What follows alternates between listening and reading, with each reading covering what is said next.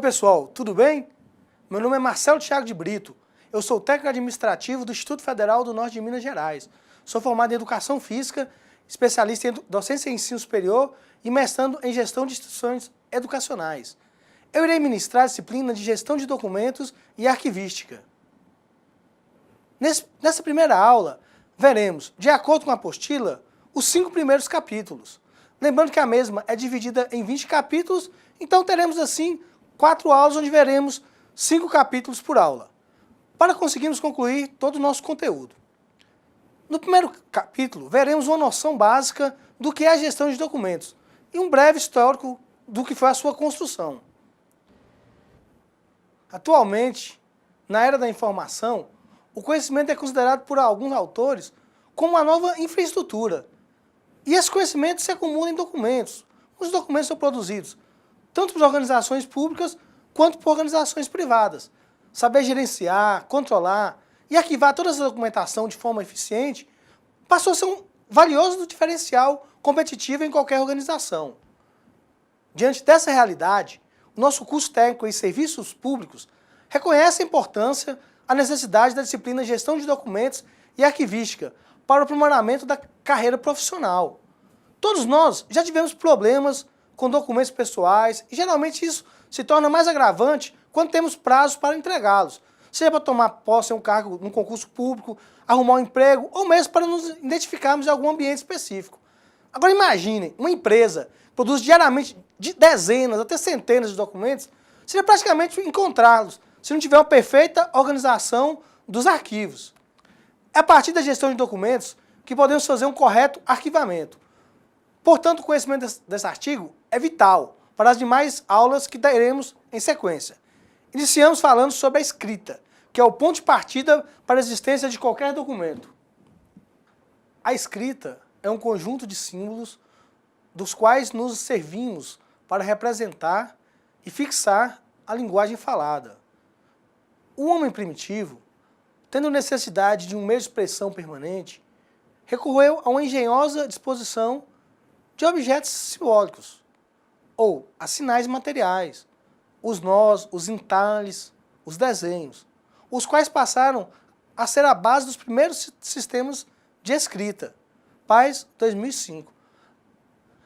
A autora afirma que na medida em que os povos evoluíam e atingiam graus elevados de cultura, ou absorviam o que havia de bom nas civilizações mais adiantadas, os sistemas de escrita também foram sofrendo modificações, até a invenção da escrita fonética, ou seja, até a invenção do alfabeto. Logo que os povos passaram a um estágio de vida mais organizado, os homens compreenderam o valor dos documentos e começaram a reunir, começaram a conservar e sistematizar os materiais em que fixavam por escrito o resultado de suas práticas políticas, das suas práticas sociais, das suas práticas econômicas, práticas religiosas e até mesmo de suas vidas particulares. Nesse momento, o homem começava a se organizar através de sinais gráficos e procurava manter seu legado no mundo por um tempo maior. Foi aí, então, que surgiram os arquivos, como um método de guarda e de conservação dos documentos. Segundo Paz, 2005, há dúvidas quanto à origem do termo arquivo. Alguns afirmam ter surgido na Antiga Grécia, com a denominação arché, atribuída a um palácio dos magistrados. Daí evoluiu para archeion, local de guarda e depósito dos documentos. O Rames Galvão, em 1990, ele considera o termo precedente de archivum, palavra de origem latina, que no sentido antigo identifica o lugar de guarda de documentos e de guarda de outros títulos. Pois bem, a gestão de documentos surgiu a partir da necessidade das organizações em gerenciar a informação que se encontrava totalmente desestruturada, visando facilitar o acesso ao conhecimento explícito da corporação. Então, o que é a gestão de documentos?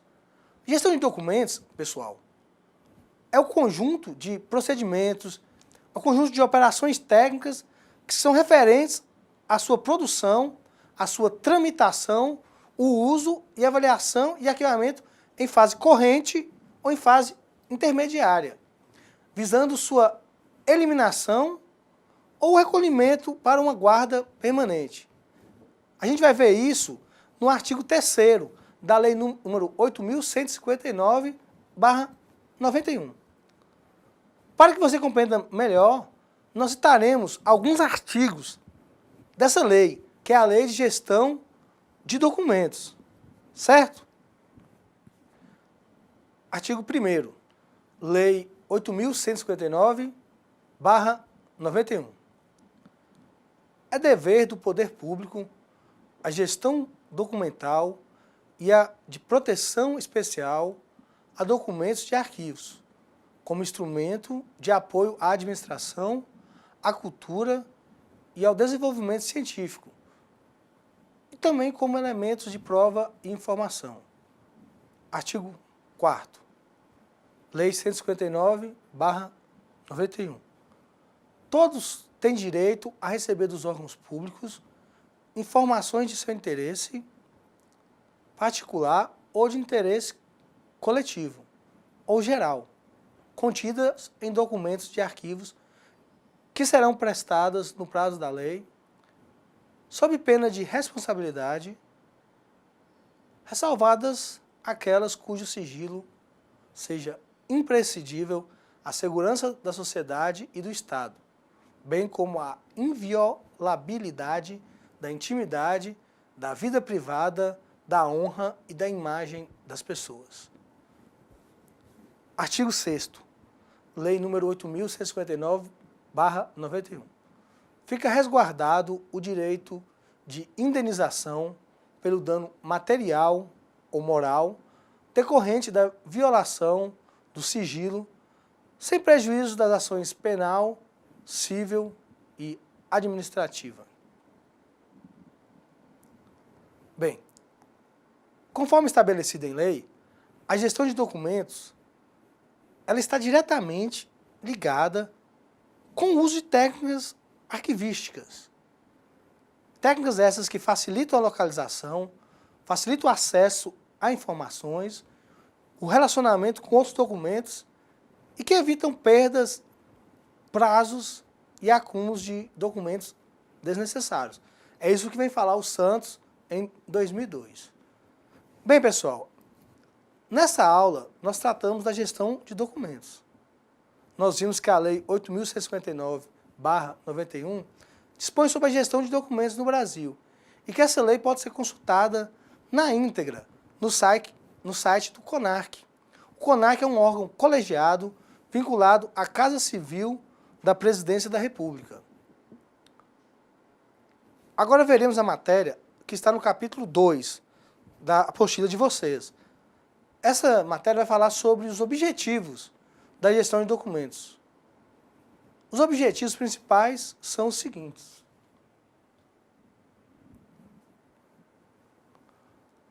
A gestão de documentos tem por objetivo organizar a produção, administração, gerenciamento, manutenção e destinação dos documentos de modo eficiente.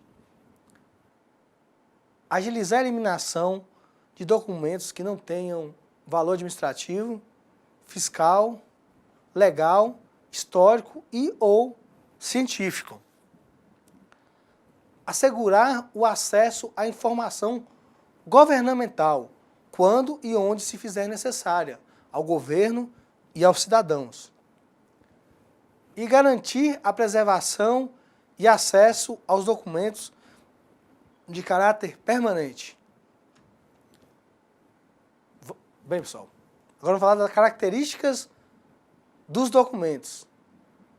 Os documentos podem assumir características distintas quanto ao aspecto físico e de apresentação, sendo uma das características é o suporte, que diz respeito ao material sobre o qual as informações são registradas.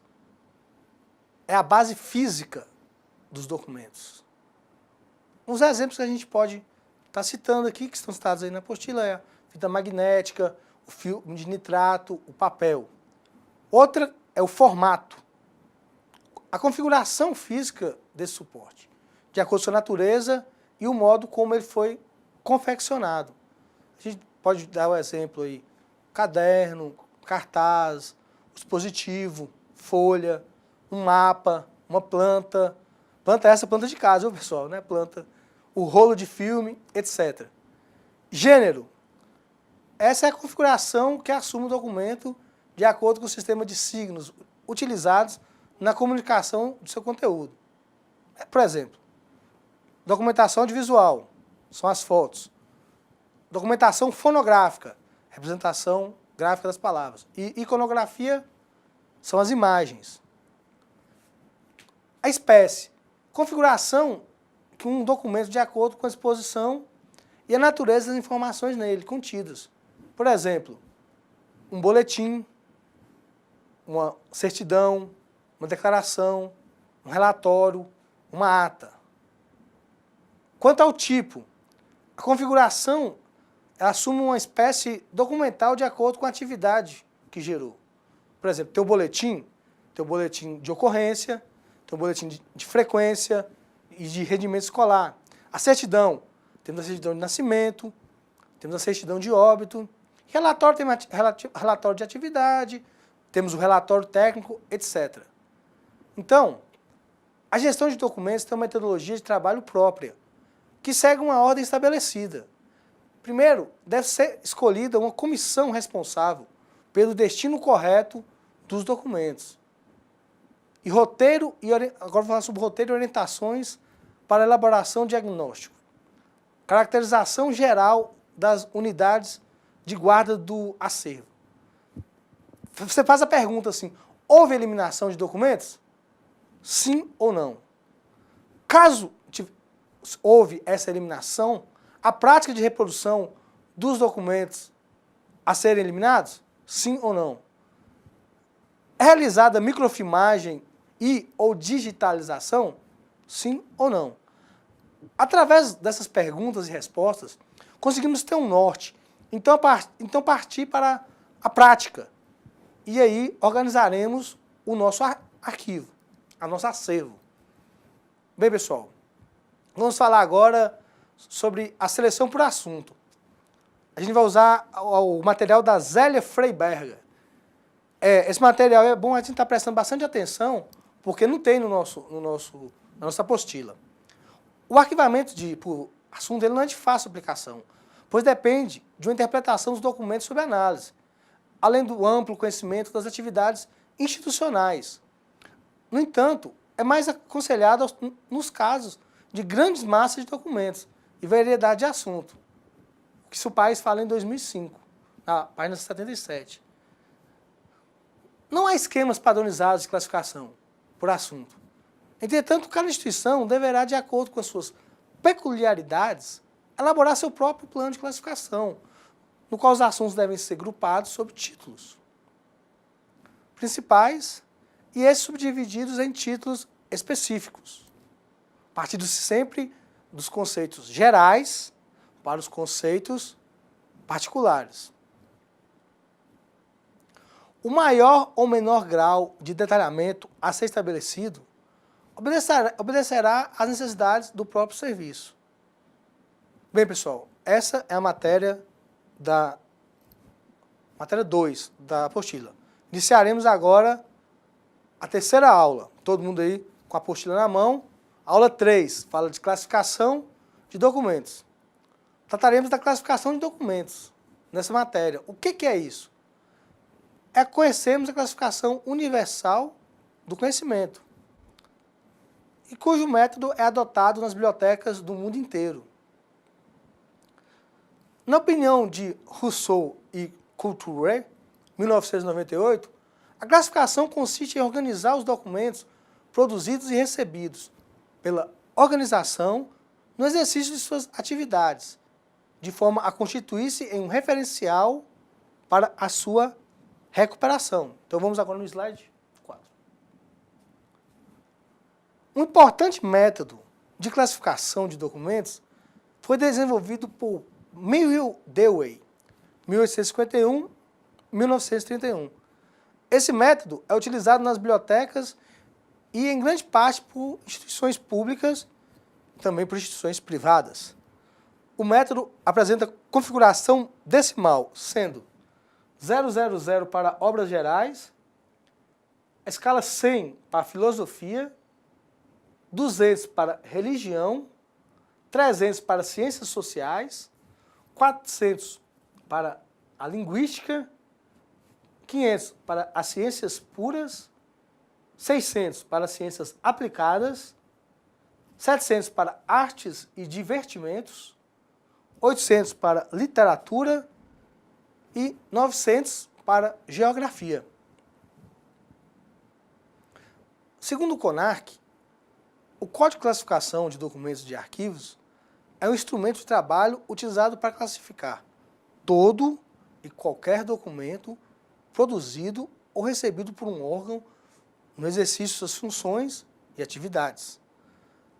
A classificação por assuntos é utilizada como objetivo de agrupar os documentos sobre um mesmo tema, como forma de agilizar sua recuperação e assim facilitar as tarefas arquivísticas relacionadas com avaliação, seleção, eliminação, transferência, recolhimento e acesso a esses documentos, uma vez que o trabalho arquivístico é realizado com base no conteúdo do documento, o qual reflete a atividade que o gerou e determina o uso da informação nele contida. A classificação define, portanto, a organização física dos documentos arquivados, constituindo-se o referencial básico para a sua recuperação. No Código de Classificação, as funções, atividades, espécies e tipos documentais, genericamente denominados assuntos, encontram-se hierarquicamente distribuídos, de acordo com as funções e atividades desempenhadas pelo órgão.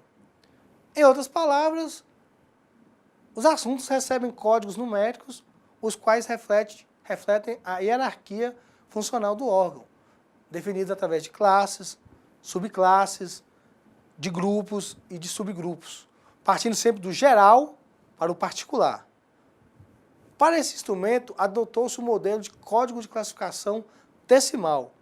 Como o próprio nome indica, o sistema decimal de classificação por assuntos constitui-se num código numérico dividido em 10 classes, e essa, por sua vez, em 10 subclasses, e assim sucessivamente.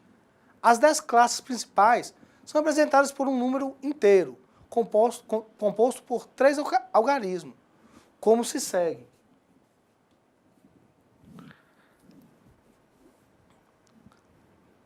As classes principais correspondem às grandes funções desempenhadas pelo órgão. Elas são divididas em subclasses e essa, por sua vez, em grupos e subgrupos. Os 10 quais recebem códigos numéricos, seguindo-se o método decimal. Dessa forma, tomando-se como exemplo, classe 000, tem-se administração geral, subclasse 010, organização e funcionamento. No grupo 012, comunicação social, subgrupo 012.1, relações com a imprensa. 012.11, credenciamento de jornalistas.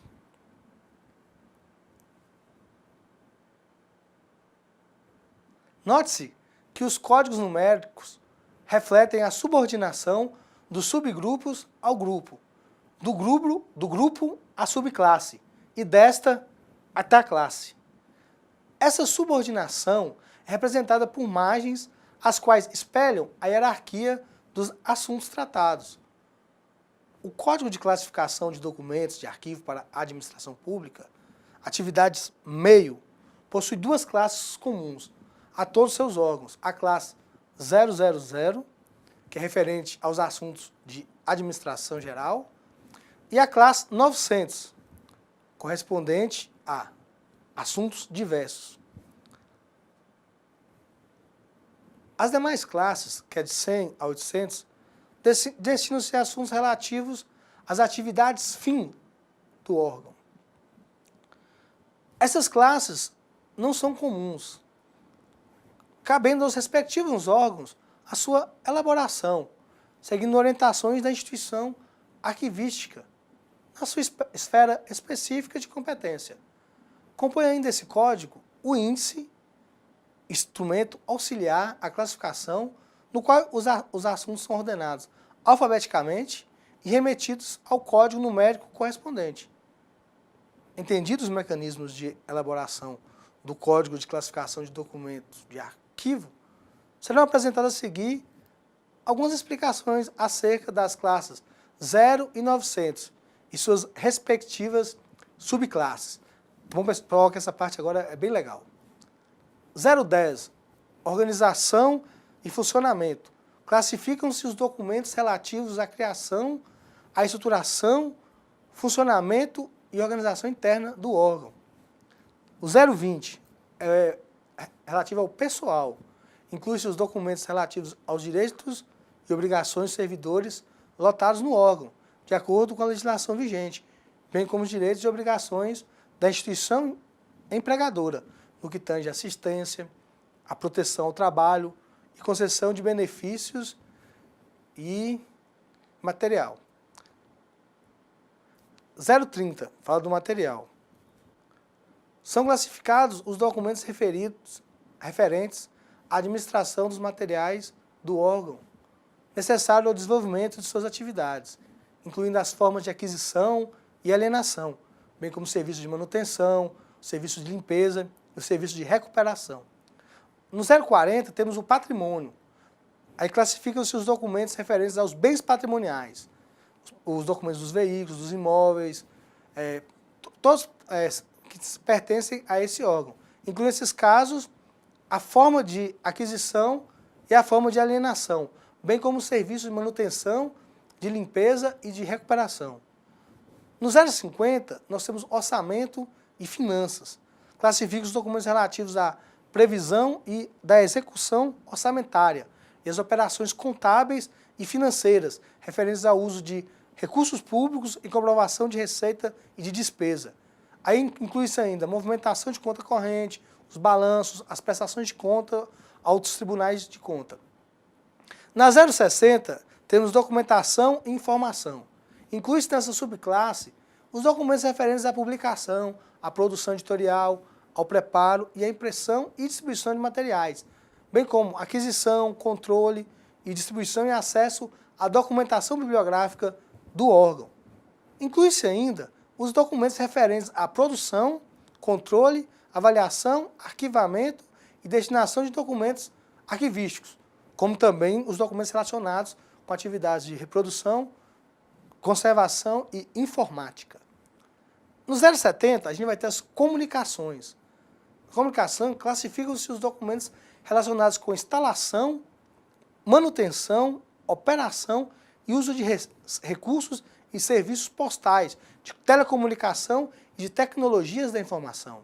080, vaga. Essa subclasse ela se mantém vaga para possíveis expansões e inserção de documentos referentes à administração geral, que resultam de novas atividades desenvolvidas pelo órgão.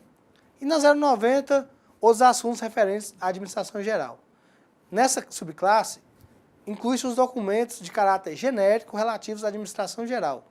Utiliza-se também essa subclasse como recurso para a inclusão de assuntos que não possuam classificação específica no Código de Classificação dos Documentos de Arquivo, bem como para evitar a proliferação de subclasses que possam ser reservadas para possíveis expansões. Slide 6. Métodos de classificação de documentos. Aí, pessoal, a classificação é um processo natural que tem por finalidade reunir coisas semelhantes. O ato de classificar e arquivar de maneira correta tornam-se pontos primordiais no cuidado da documentação. A classificação se materializa com um plano de classificação, que deve ter como característica a simplicidade, a flexibilidade e fácil assimilação. Sobretudo, deve ser uniforme, mantendo sempre um padrão e ter um gerenciamento centralizado. Segundo o Conselho Nacional de Arquivos, pessoal, que é o nosso querido CONARC, a classificação é uma das atividades do processo de gestão de documentos arquivísticos que inclui procedimentos e rotinas específicas e que possibilitam maior eficiência, possibilitam maior agilidade no gerenciamento e no controle das informações. A classificação deve ser realizada por servidores treinados, de acordo com as seguintes operações. O estudo, que consiste na leitura de cada documento, a fim de verificar sobre qual assunto deverá ser classificado e quais as referências cruzadas que lhe corresponderão. A codificação, que consiste na atribuição do código correspondente ao assunto de que trata o documento. A classificação deve ser realizada por servidores treinados, de acordo com as seguintes operações. As rotinas correspondentes às operações de classificação são: receber o documento para classificação, ler o documento identificando o assunto principal e os secundários de acordo com o seu conteúdo, localizar os assuntos no Código de Classificação de Documentos de Arquivo, utilizando o índice, quando necessário, anotar o código na primeira folha do documento. Segundo o PAS 2002, os documentos podem ser classificados da seguinte maneira: pelos estágios de sua evolução. Essa, pessoal, é a teoria das 3 idades. É uma das partes mais importantes dessa nossa matéria. Os arquivos de primeira idade ou corrente são aqueles que estão em curso. Aqueles que estão tramitando, que não foram arquivados ou que já foram arquivados, mas que são objetos de uma consulta frequente. Podem ser conservados no local onde foram produzidos ou ficar sob a responsabilidade das pessoas ou do órgão que as criou. No segundo, a gente vai ter o arquivo de segunda idade, é o arquivo intermediário. São aqueles que não são mais de uso corrente, mas que por razões de interesse administrativo aguardam ou sua eliminação ou seu recolhimento a uma instituição arquivística. Esses documentos devem ser recolhidos a um arquivo intermediário, sob a responsabilidade conjunta dos funcionários do organismo produtor e da instituição arquivística. E, por fim, a gente vai ter os arquivos de terceira idade, que são os arquivos permanentes. Esses são os arquivos, pessoal, de valor histórico, probatório e informativo, que devem ser definitivamente preservados. Eles não são necessários aos cumprimentos das atividades da administração. Eles devem ser conservados nas instituições arquivísticas, sob a responsabilidade de profissionais de arquivo. Pode-se afirmar que a teoria das 3 idades trouxe como inovação a noção do documento intermediário, isso é, a constatação da existência de inúmeros documentos que, mesmo não sendo mais necessários ao cumprimento daquela atividade, eles precisam ser mantidos por um determinado período, para fins de prova e de informação. É o caso, por exemplo, da documentação referente ao departamento pessoal, ao orçamento, ao material, entre outras.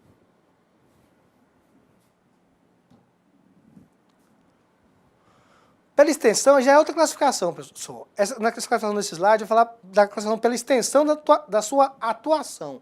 Então, a gente vai ter a setorial, ou setoriais, que quando existem arquivos espalhados nos mais diversos setores da organização, e a classificação como gerais, ou centrais, quando todos os documentos gerados estão reunidos em um único arquivo. E para concluir, a gente vai ter a outra classificação, que é pela natureza de seus documentos. A gente vai ter o arquivo especial, que detém sob sua guarda diferentes tipos de suporte de documentos, resultantes da experiência humana em algum campo específico do conhecimento. Então, aí a gente vai ter as fotos, fitas cassete, discos, VHS, o recorte de jornal, CD-ROM, entre outros. Por se tratar de documentos, na sua grande maioria, frágeis, devemos ter o maior cuidado com a conservação e a preservação, não somente no aspecto da armazenagem, mas também no seu registro, acondicionamento e no seu controle. A gente vai ter também um arquivo especializado. Esse arquivo detém sob sua custódia documentos resultantes da experiência humana, num campo específico, independente da forma física que seus documentos apresentam. Bem, pessoal, outra classificação que a gente tem na arquivística é pelo gênero. Se o documento é escrito, textual, se ele é cartográfico, que é o caso, por exemplo, dos perfis, dos mapas, se ele é um arquivo iconográfico, uma imagem, uma imagem estática, um cartaz, se ele é um filmográfico, que é um filme, se ele é sonoro, CD, uma fita cassete, se ele é micrográfico, o microfilme, e se ele é informático. Então, pessoal, agora nós falaremos de avaliação documental. A gente estudará a respeito da avaliação documental, que se trata de um processo de classificação de documentos, a exemplo de outros métodos que a gente viu nas aulas 3 e 4. Você conhecerá e aplicará a tabela de temporalidade de documentos. Trata-se de um procedimento de extrema importância para, no tempo devido, eliminar os documentos desnecessários no arquivo. Aqui, pessoal, a gente tem a tabela de temporalidade documental simplificada. Você deve fazer essa pesquisa em casa para você ver outras tabelas. E também é interessante, pessoal, eu vou sempre estar falando para vocês entrarem no site do CONARC. Aqui a gente tem http, né, www.arquivonacional.gov.br. Nessa tabela de temporalidade, que é a tabela 5.1, tabela de temporalidade documental simplificada, a gente tem aqui os documentos, o prazo de guarda e o suporte legal. Aqui, ó, eles falam aqui, ó, o aviso e o recibo de férias. A empresa deve guardar esse documento por 10 anos. O que dá o suporte legal para isso é o decreto 3.048/99, no seu artigo 225. Temos a certidão negativa de débito. Qual o tempo que deve ser guardado? Esse documento deve ser guardado por 90 dias. O suporte legal é dado pelo decreto 4729/03, no seu artigo 257. Aqui também serve tanto para a empresa, mas também para a gente, né? Para nós, cidadãos. Conta de água, luz, telefone. Você deve guardá-los por 5 anos. Lei número 5.172/66, no seu artigo 73. O contrato de estágio deve ser guardado por 5 anos. A gente tem aqui como referência a Constituição Federal, no seu artigo 7º. O espelho, também chamado ou o cartão de ponto, que é 5 anos, é também respaldado pela Constituição Federal, também respaldado no seu artigo 7º. O extrato bancário, ele deve ser conservado por 5 anos. A lei é 5.172 de 66, artigo 173. Como aquele papel ele não tem essa durabilidade, é interessante que a gente escaneie, que a gente imprima ou que a gente deixe salvo no computador. A declaração de informações econômicas e fiscal da pessoa jurídica de DIPJ do imposto de renda. Também deve ser arquivado por 10 anos. A lei é a lei 8.212/91, o seu artigo 46. Nota fiscal deve ser guardada por 5 anos. E a lei é a lei 5.172/66, no seu artigo 173. As prestações de conta de viagem também devem ser guardadas por 5 anos. A lei é a mesma lei anterior, a lei 5.172/66, no seu artigo 173. E o controle de entrega de vale transporte e alimentação. 5 anos, Constituição Federal, artigo 7º. E aqui ele diz que, ao implantar a tabela de temporalidade documental, deve-se utilizar como referência os prazos de guarda estabelecidos pelas legislações, mas sempre considerando as particularidades de sua empresa. As atividades de gestão Portanto, não se restringem a evitar a produção de documentos desnecessários e estabelecer depósitos intermediários para garantir a organização e preservação dos documentos. A gestão abrange todas as operações referentes à produção, quais são os supostos com validade em juízo e fora dele, como o documento deve ser estruturado, incluindo o código de classificação de assunto, a tramitação, que é o protocolo ao uso, consulta de empréstimo e a avaliação. Avaliação feita pela aplicação da tabela de temporalidade e de destinação. E o arquivamento, que é a guarda e armazenamento. A gente entende por protocolo o cumprimento de normas a respeito da numeração sequencial dada aos documentos, com o objetivo de sua pronta localização. Também significa o livro onde se registram em ordem os documentos apresentados na repartição ou então os fatos e decisões ocorridos numa assembleia ou audiência. A principal função do protocolo é autenticar a entrega de um documento ou evidenciar a decisão ou o fato que deve ser registrado. Bem, pessoal, então assim a gente termina essa primeira aula. Nós vimos, conforme dito anteriormente, os 5 primeiros capítulos da nossa apostila. É interessante que vocês leiam, estudem e que vocês também procurem aqueles sites que eu citei, o site do CONARC, leiam as leis que estão na tabela de temporalidade e visitem também o site do Arquivo de São Paulo, do Estado de São Paulo, que é muito interessante. Muito obrigado pela atenção, bons estudos e vamos que vamos. Fé em Deus e pé na tábua. Valeu!